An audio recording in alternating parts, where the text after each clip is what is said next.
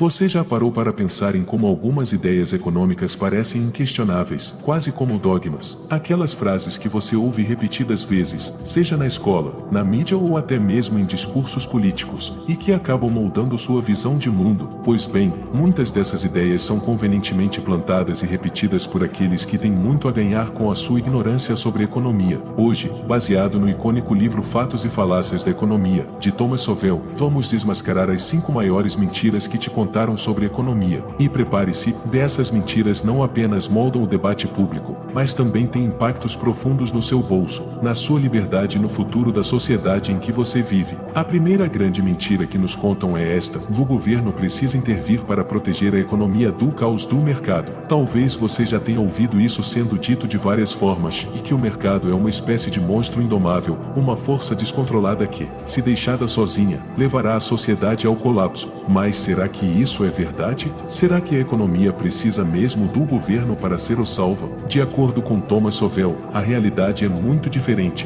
Os mercados livres são mecanismos extremamente sofisticados e eficientes para coordenar recursos escassos. Eles funcionam como um sistema de informação descentralizado, onde cada preço é como uma mensagem enviada de um lado da economia para o outro. Quando um recurso está escasso, o preço sobe, incentivando os produtores a oferecer mais e os consumidores a usar menos. Quando há um excedente, o preço cai, desincentivando o excesso de produção e ajustando automaticamente o equilíbrio. Mas o que acontece quando o governo decide intervir nesse sistema natural? Ele rompe esses sinais e cria distorções. Um exemplo clássico e recorrente é o controle de preços. Suponha que o governo decida impor um limite máximo no preço de um produto básico, como o pão, para torná-lo mais acessível à população. Embora a intenção possa parecer nobre, o resultado inevitável é catastrófico. Com o preço artificialmente baixo, os produtores não conseguem cobrir seus custos e reduzem a produção. Ao mesmo tempo, os consumidores, incentivados pelo preço baixo,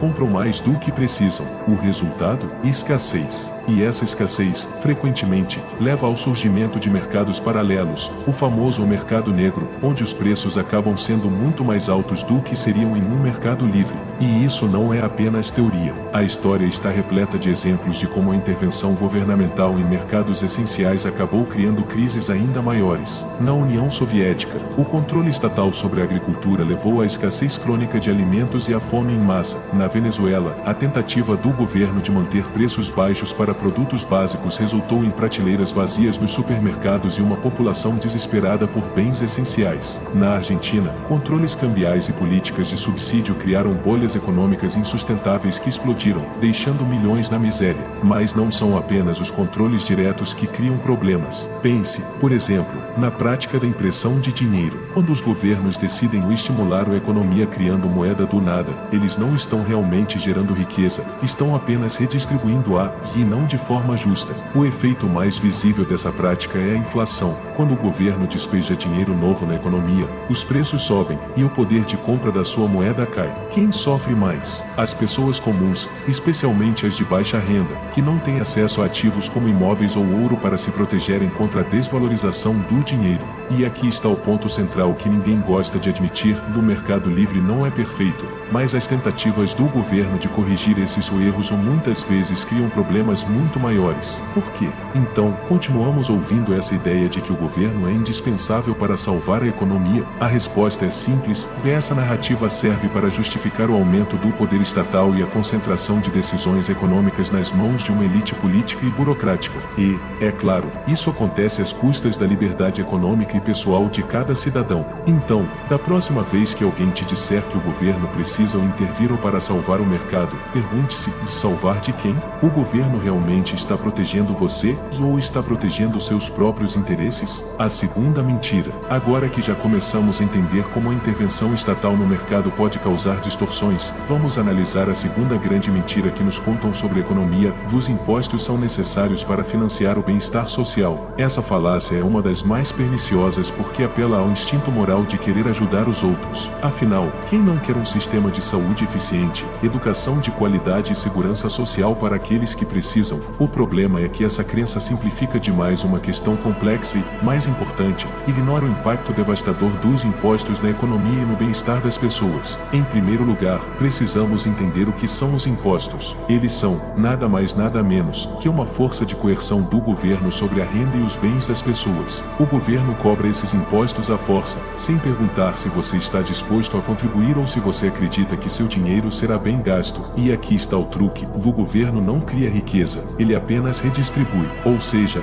ao invés de fomentar a criação de riqueza por meio de um ambiente econômico saudável e próspero, ele tira recursos de quem os cria, as empresas, trabalhadores e investidores, e redistribui para outros, muitas vezes sem considerar a eficiência ou a real necessidade de cada gasto. Thomas Sowell argumenta que, ao invés de estimular o bem-estar, os impostos muitas vezes geram um ciclo de dependência. Pense, por exemplo, no sistema de bem-estar social. Em vez de criar políticas que incentivem as pessoas a se levantarem, a trabalharem e a serem produtivas, o governo oferece ajuda financeira para aquelas que não têm recursos suficientes. O que isso cria? Uma dependência cada vez maior de benefícios estatais e uma diminuição do incentivo para que as pessoas busquem soluções por conta própria. E como se isso não fosse suficiente, os impostos sobre os ricos e a famosa retórica de taxar os mais abastados também falham em gerar o impacto prometido. Quando os impostos sobre os ricos são elevados, as grandes corporações e investidores simplesmente transferem seus investimentos para locais com regimes fiscais mais favoráveis, ou criam estratégias para evitar os impostos, o que significa que a carga recai cada vez mais sobre os cidadãos comuns. Além disso, a redistribuição de riqueza não é tão eficaz quanto se pensa. Nos países com altos impostos e um grande sistema de bem-estar social, a pobreza ainda persiste. A Suécia, por exemplo,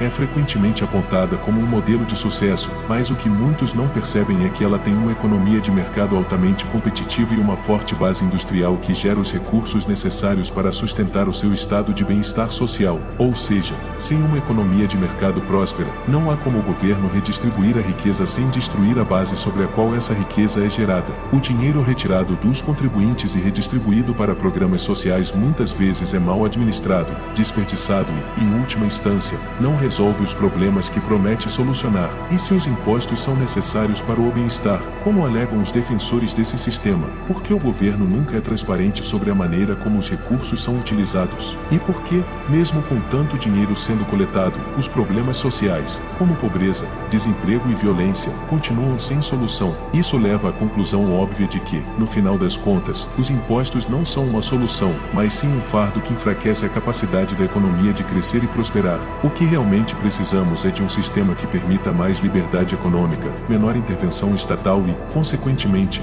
mais criação de riqueza para todos. A terceira mentira. Chegamos agora à terceira grande mentira sobre economia, que é uma das mais populares, especialmente entre os defensores de políticas keynesianas, que a impressão de dinheiro pode resolver a falta de recursos. Essa falácia é talvez a mais enganosa, pois parece uma solução rápida para problemas financeiros, mas, na verdade, ela só gera inflação, empobrecendo a população, especialmente os mais pobres, que são os que menos têm poder de adaptação. Thomas Sowell é claro em seu livro ao explicar que, quando o governo enfrenta déficits fiscais e decide imprimir mais dinheiro para financiar seus gastos, o resultado imediato não é uma prosperidade generalizada, mas uma perda de valor da moeda. A impressão de dinheiro sem lastro, sem o correspondente aumento da produção de bens e serviços, é a receita para a desvalorização. Quanto mais dinheiro circulando na economia, sem um aumento correspondente na produção real, maior será a inflação. Isso significa que o valor do dinheiro que você tem no bolso diminui, o que leva a um aumento nos preços de tudo, de alimentos, combustível, moradia, etc. Um dos exemplos mais claros disso na história foi a hiperinflação na Alemanha após a Primeira Guerra Mundial. Para financiar a guerra e os custos de reconstrução, o governo alemão imprimiu enormes quantidades de marcos, mas isso não gerou riquezas reais. Pelo contrário, gerou uma desvalorização dramática da moeda, e os preços subiram a níveis absurdos. A população viu suas economias desaparecerem literalmente da noite para o dia. Este fenômeno não é algo do passado distante. Nos últimos anos, países como Venezuela e Zimbábue experimentaram episódios semelhantes de hiperinflação, com suas economias sendo desintegradas pela simples ação de imprimir dinheiro sem qualquer respaldo econômico real. Sowell destaca que o aumento da quantidade de dinheiro em circulação sem uma correspondente criação de bens e serviços, só distribui a riqueza de forma injusta. A inflação, na prática, reduz o poder de compra das pessoas. Mas não apenas isso, ela também aumenta a desigualdade. Isso porque, enquanto os ricos têm mais meios para proteger suas riquezas da inflação, os pobres, que dependem de salários fixos, são os mais atingidos. Os preços dos bens essenciais sobem, mas seus rendimentos não acompanham essa aceleração.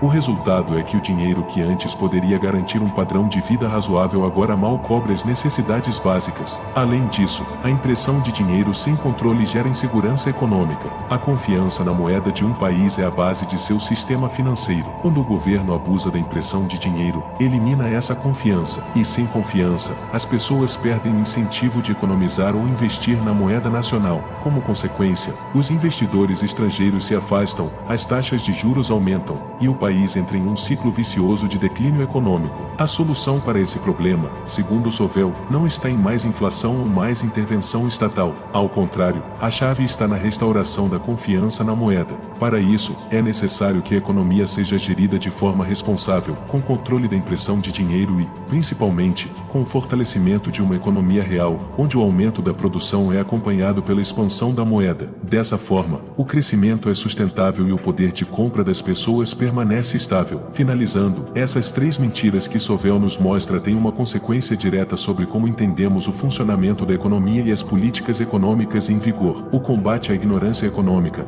através do estudo aprofundado de autores como Sowell, nos dá uma ferramenta poderosa para entender como realmente o mercado e a economia funcionam, não por meio de ilusões ou falsas promessas, mas por meio de princípios sólidos, que funcionam de forma comprovada no mundo real. E agora, o que você vai fazer com esse conhecimento?